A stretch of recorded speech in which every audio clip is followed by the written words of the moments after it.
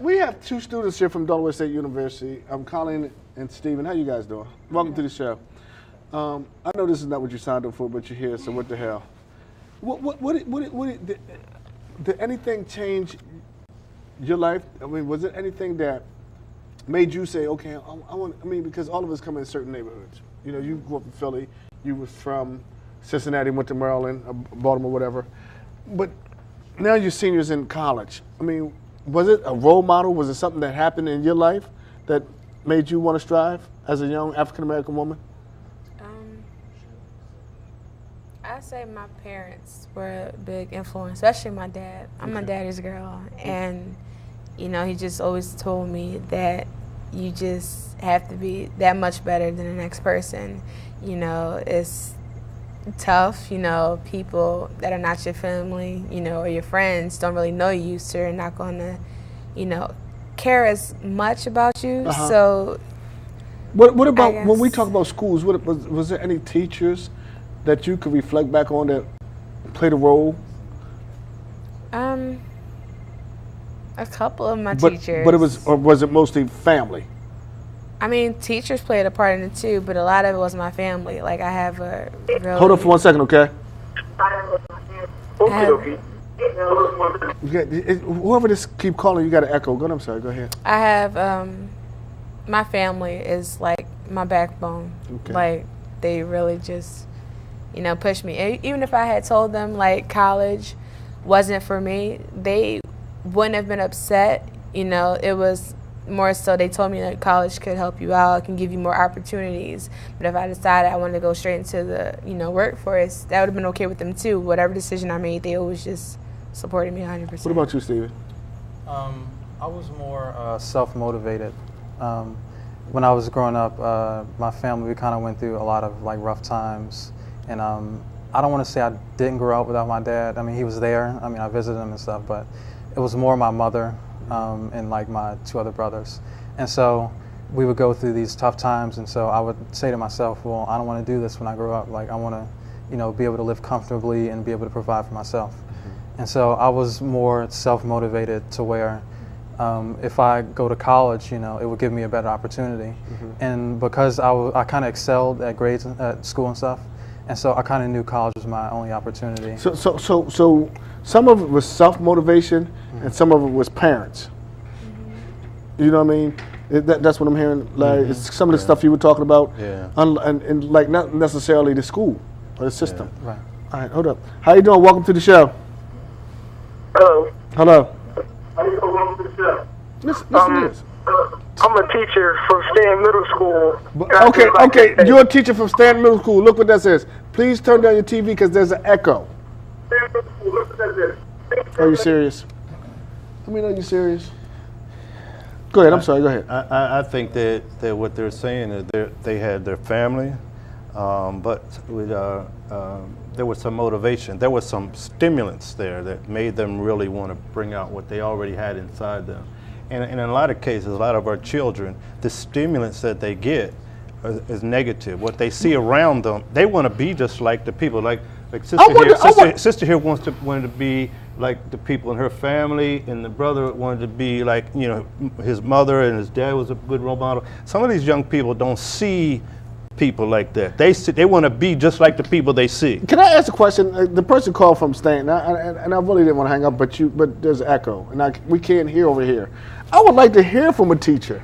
I really would. You know what I mean? I would like to hear from a teacher or someone who's in the classroom to tell us what is that. I mean, because they're on the forefront. Yeah. You know what I mean? We can make as many excuses as we want, Larry, but these people are on the forefront. Yeah. You agree? I agree. I mean, even somebody who's in a timeout room, which is crazy. Yeah. Right? How you doing? Welcome to the show. Yeah, my name is Tony Matthews, and I want to congratulate you, Norman, on your inductee into the. Hey, Tony, can you do me a favor first before you acknowledge me? Can you turn down your TV, please? Because there's an echo in here. Thank you. See I'm on my better behavior. We got Delaware State Hornets. We got Hornets in here. Say Hornets. Say what? We are the Hornets, and we're gonna turn it out. Anyway, I think the NAACP league was the best league, and before you came along, Storm and Norman, because we used to send them to you. That's all I have to say. Who ran the NAACP league? Man, y'all had like 5 people in that league. That league was like about. How you doing? Welcome to the show. Hey, Norm, Steve Wash again. Hey, Steve. Listen, how you doing? I'm gonna let you guys answer. I'm sorry? Now I'm gonna let some of the students talk. Talk to some of the students, Steve, because you know they're doing intern. I want to hear what they got to say. Good. I'm gonna listen. Go ahead, Steve. Well, first of all, one of the problems I see regarding our male youth is that, like Larry was talking about the Jackson Street Boys Club, when it stopped being a boys club and it became a boys and girls club, it took the focus off. You know, boys wasn't focusing on how to become men. They were focused more or less on the female. And now it creates a problem within the school because boys are not focusing on how to become men. They're not focusing on how to write the paper or anything. They're focusing on the female. And then here come bullying. And then a female bullying boys as well as males bullying female. So it's a whole big problem within the schools. One of the problems is writing. Kids don't like to write anymore. They don't know how to write. That's even when it comes down to scholarships. There's a lot of scholarships out there, a lot of scholarship money. Kids don't want to write. What you guys got to say about that? Well, I think to be successful at school, you kind of have to be open towards learning. I think now it's not popular to be smart. It's not the end thing to do all your homework and study. Everybody goes to parties with the Facebook and Twitter and everything. It's a lot more to do, and like you're kind of distracted from school. You agree with that, Steve? I do, and one of the other issues is that we don't practice. Practice doesn't make you perfect. Christ Jesus was perfect. Practice enhances perfection. So when you practice something and become really good at it, you're able to enhance it, just like you enhancing your practice. And that's why you have your craft. That's what you do, Norm. Right now, our kids, they really, really need love from our teachers. And our teachers don't tell kids that they love them. Kids don't hear that. A lot of kids don't hear, I love you. And I'm not, and I say that to kids, I love you, because they need to hear that. Some of them don't hear that. I would like to help. I would like to help Steve a little bit, because I know that Steve does not want the listening audience to believe that he believes that the reason why we start going down is because girls start going into the boys club. We girls didn't have anything to do with. I didn't. Okay, go ahead. That's what I'm saying. I was just trying to help you out because I know it came across wrong. I didn't say they were going down. I said it took the focus on boys becoming men. Okay, so what happens to the girls? Who focuses on the girls? The girls had girls clubs as well. They have one girls club in the city. Right, and we have boys clubs. Is your point that it should be segregated? Once I believe they so, get yeah. integrated. What do you think about that, Colleen? Do you think it should be segregated, boys and girls over here, or you think it should be integrated? I mean, I think it's good to have a group for females and a group for males, but at the same time, I think, well, I'm an RA at what's the RA? Resident assistant. Yeah, you got to talk to us in layman's terms. You know, Okay.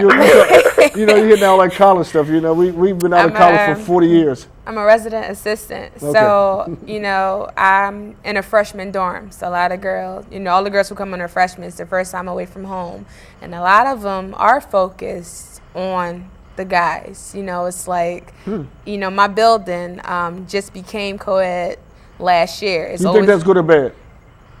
I think it's good in some ways. On the elementary level, on the teenage level, it's boys should be with boys that learn how to become men. We need to see positive men around us. When I was in the boys club, we had Rich Johnson, we had the Calvin Perrys, and these guys here, they were very hard on us and strict on us. And the way they were on us, if they were that way on a female, it would be a whole lot of problems. Steve, Larry, you was hard on us as well. Steve, I like your points though. That's good. Point well taken. I thought he had some good points there. Yeah, he did. Yeah. How you doing? Welcome to the show. Listen to this. Yeah, I'm a teacher at that middle school. It'd be like, and people say,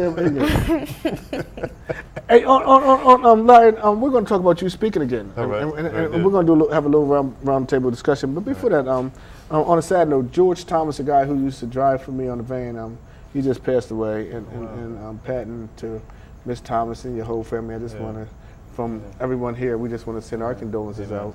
And again, this is Breast Cancer Month. We want everyone to be aware of it. I know they had a big event at Monday Club, and I really wanted to go there, but I had to go out of town.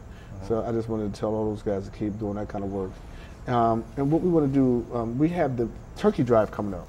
Right. And I know Reverend Chris Bullock wants to get involved. Not only does Reverend Bullock want to get involved with a turkey drive, he wants to take it another direction and getting coach with turkeys. Councilwoman Shabazz has said that she wants to get involved with that. Right. Tom Gordon said he wants to be involved. Okay. Like I said, Chris Bullock is really behind the scenes, really pushing it. We've been able to donate some 2,000 turkeys over the last couple of years. It's been amazing effort. Yes, amazing. And I always got to thank the Farnan family. I mean, the Farnan family has been incredible behind the scenes with this effort. You know, we're feeding a lot of people. And again, I wanted to congratulate Mark and everyone else involved. But I think this year that not only we're going to give away turkeys, and you guys are going to be doing interview the seniors this year. I hope I didn't scare you your first time here. Hope you come back and have y'all doing the interviews. And next week I'm hoping to have our guy to come down from ShopRite who does the food program. And you like the food, right? And you know who's supposed to be on here? My trainer. You know, you can see I've been training. Kenny and go to aerobics, but they had some kind of training this weekend, and so nobody felt like coming on, which is good because he would have me over there kicking people. So Kenny, we'll see you next week, but I'm gonna be bringing food on, and I do want to get that guy Alex Pierre's on too. He's running for U.S. Senate. Don't you think that'd be an interesting topic? Yeah, definitely be interesting. Yeah. Don't you think so? Do y'all want to get? Let me ask you a question. What did y'all think about the debate with the president's debate? Any comment? I think Romney he's a very good speaker. He spun a lot of things to where it wasn't really true. Like a lot of his facts, the way he disputed the $5 trillion cut. If you look at the past video, he pretty much lied to like America. And I think the president's strategy was to stand back and let him fall on his own sword, essentially. The rope-a-dope. Yeah. What did you think, Alex? Did you watch it? I actually was breaking. I saw parts, bits and pieces, but I agree. What about you, Larry? Did you see it? Yeah, I must admit I was getting very frustrated when watching it, and as it unfolded, as the days passed afterwards, I could see a little bit. It was kind of a strategy to let him implode, Romney implode. I mean, it is amazing. That's again maybe another topic at another time, because what we're doing. Oh, we're going to talk about politics. We have a tremendous president now, and the rest of the world sees that we have a good president. And to have our whole major party decide that their main goal was to see him fail, even at the behest of our country, the people in our country, it is amazing. And Romney would come on and feel he can say absolutely anything he wanted to say because, you know, there are a certain group of people that's not going to believe that wants to see our president lose as well. Okay, thank you guys. Thank everyone. Thank you all for coming on. Let me give a shout out to my good friend Leroy Tace, a good lawyer here in the city of Wilmington, who's doing a lot of stuff behind the scenes, good man. helping out. Very good man. I want to thank my sister again, Shavella Oliver Barry, for all the work that she's doing with Greater. I forget the organization. You know, Gateway, Beautiful Gateways, yeah. Beautiful Gate, Yes. and then she brought the Bob Marley music on. I want to thank and Larry. Thank you, thank you for coming. And I kind of was joking, but I do mean that you did inspire a lot of us, and I think you heard that tonight when we were younger, and because we do need young role models. Yeah. And Colin and Steve, I hope you come back. I think this will be because I would like to see you guys host everyone. I mean, this is not going to be a typical internship. I mean, I think that you should want to be thrown in there, you know, and that's leadership, you know what I mean? Because I mean, not, you know, just being behind the scenes all the time. Sometimes you got to stand for something. And again, I send my condolences out to the Thomas family. And Larry's pointing. Let's all go listen to Larry speak again. Larry, what is this? This is good. Hey, world. See, Wayne. Hey, see, we get this guy on TV. See what he does. He takes up my damn show. What is this? This is the Mother's Church, Men's Fellowship Breakfast, October the 27th at 9 o'clock. You can call Larry at 302-658-3838.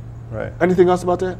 No, I just think we're going to have a whole room full of positive men, and some sisters can come too. And Is there a cost? Yeah, $7. See that you ain't And we're said going to that. have a wonderful breakfast. You're not going to be able to eat everything we have for breakfast. Oh, you? Amen. Full buffet? That's right. No, yeah, right. Yeah, right. And then right, look, anytime you want to take another vacation, I want the public to phone in and let Norman know if he wants to take a vacation.